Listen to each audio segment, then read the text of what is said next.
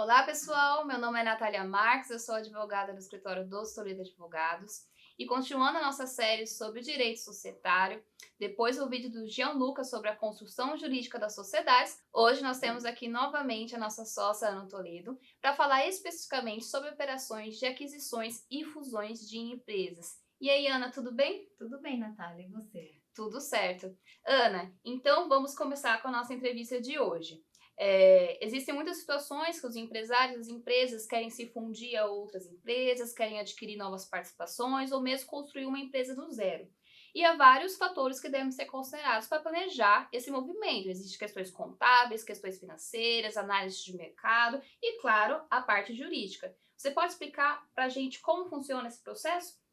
Claro, o nosso processo jurídico, ele começa nesses processos de fusão, aquisição ou implementação de um novo negócio com a denominada due diligence legal, que nada mais é do que a diligência para você verificar qual é o estado daquela empresa que você está adquirindo.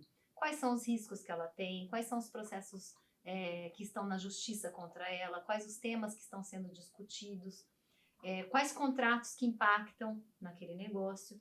Então, quando o empresário nos procura, nós fazemos essa análise da empresa. Nós puxamos certidões de distribuições dos processos judiciais que essa empresa vem enfrentando, inclusive até a pessoa física do sócio, né? Então, da empresa que vai ser adquirida, dos sócios, se forem pessoas jurídicas, até realmente a pessoa física. Porque essas ações podem impactar no negócio, podem inclusive entrar no patrimônio do empresário que está adquirindo essa empresa, se ele não tomar os devidos cuidados. Então, essa é a parte legal de puxar as certidões de distribuição nas esferas cíveis, criminal, tributária, fiscal. Outra análise ainda nessa fase é dos contratos que essa empresa tem com terceiros, fornecedores, empregados, às vezes de patente, de propriedade intelectual, que podem trazer riscos. Muitos contratos trazem até cláusulas de vedação de troca de controle, né? Esse é outro aspecto. E, finalmente, um aspecto mais objetivo, que é o acordo de sócios e o contrato social ao qual esse empresário vai aderir. Então, com isso, nós temos um mapeamento de todo o risco jurídico que o empresário vai correr. E, com isso, ele pode tomar melhores decisões. Então, é para evitar que o sujeito compre gato por lebre. Compre Justamente gato por para lebre. Você vê, né? É muito raro uma pessoa comprar um veículo, uma casa, sem ver se esse veículo está bem, se tem alienação, se tem alguma hipoteca. E ao adquirir uma empresa, que é um ente vivo, que tem relações múltiplas, assim, com várias pessoas, com empregados, com fornecedores, ninguém deveria fazer isso também, comprar a empresa sem olhar exatamente quais são as relações que ela tem, né? Parece bem lógico, né? E, Ana, o que acontece quando o empresário, a empresa, ela inicia um movimento desse teor, dessa magnitude, e ela não percebe essas situações, ela não faz essa due diligence? O que acontece? O que o advogado ele pode fazer para ajudar? Bom, aí nós vamos remediar a situação, né? Nós vamos levantar essa questão. Muitas vezes surge, né? O empresário recebe uma intimação de uma dívida fiscal, alguma coisa assim, e o que os advogados vão poder fazer é auxiliá-lo na ação, né? Fazendo as defesas todas e buscar muitas vezes uma composição com quem vendeu. Mas aí o empresário vai estar dependendo da boa fé da pessoa que vendeu a empresa para ele. Existe situação em que isso acontece? Existem situações de empresários que compraram uma empresa, o vendedor não sabia de um risco ou de uma ação fiscal e que depois eles se entenderam e o vendedor se obrigou a ressarcir o dano. Mas é raro, você está dependendo da boa fé da pessoa. E muitas vezes os empresários assinam os documentos dando plena e rasa quitação. E você é empresário, do empresário a justiça espera um conhecimento, um desembaraço, né? Porque a pessoa entende de finanças, entende de contabilidade, de vendas, de empreendimento. Então a justiça espera que não seja uma pessoa inocente que deu a quitação.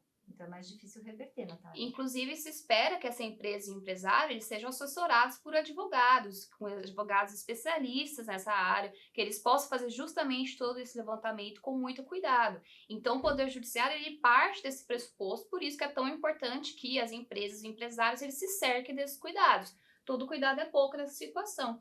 E pegando gancho, Ana, sobre essa questão jurídica, muitas vezes os empresários eles pensam apenas nos aspectos econômicos do negócio, eles querem saberem o preço que eles vão pagar, dinheiro.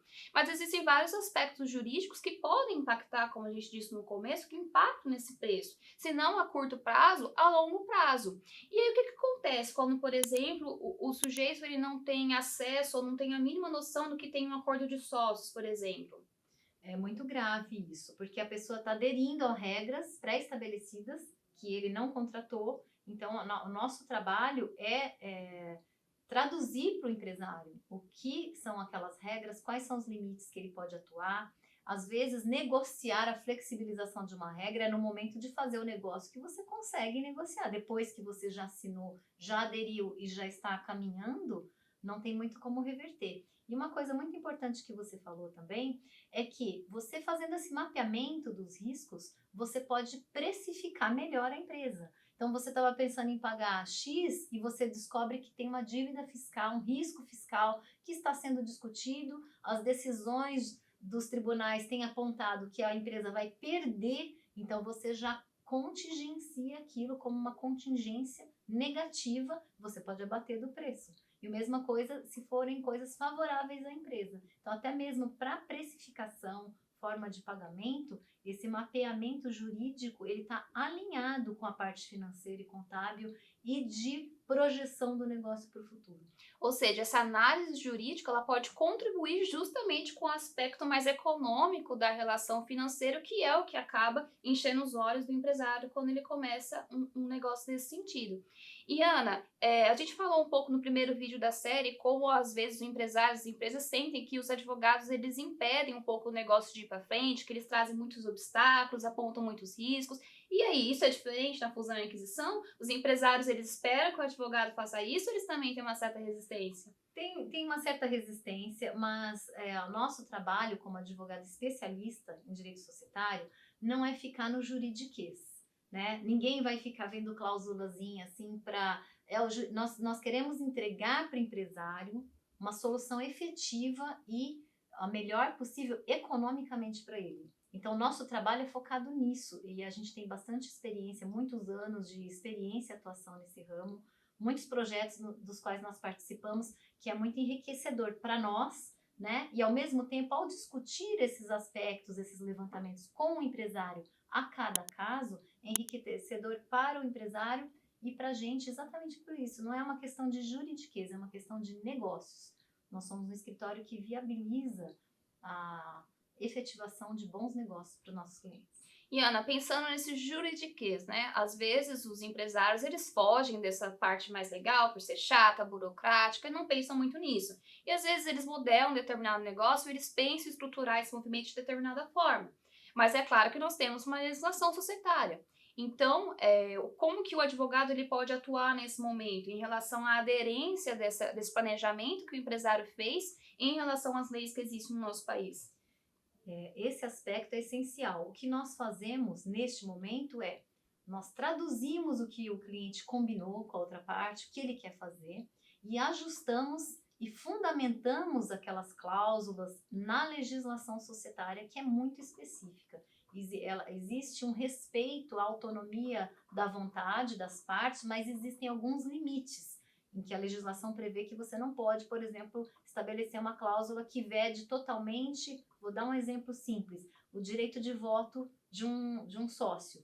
Existem restrições de direito de voto na lei, mas você precisa seguir essa lei. Então, todos os acordos e contratos sociais de compra e venda e parcerias são feitos com fundamentação legal para que isso, se algum dia venha a ser discutido na justiça, o juiz ou o árbitro que pegue o documento, ele entenda a fundamentação legal que está por trás.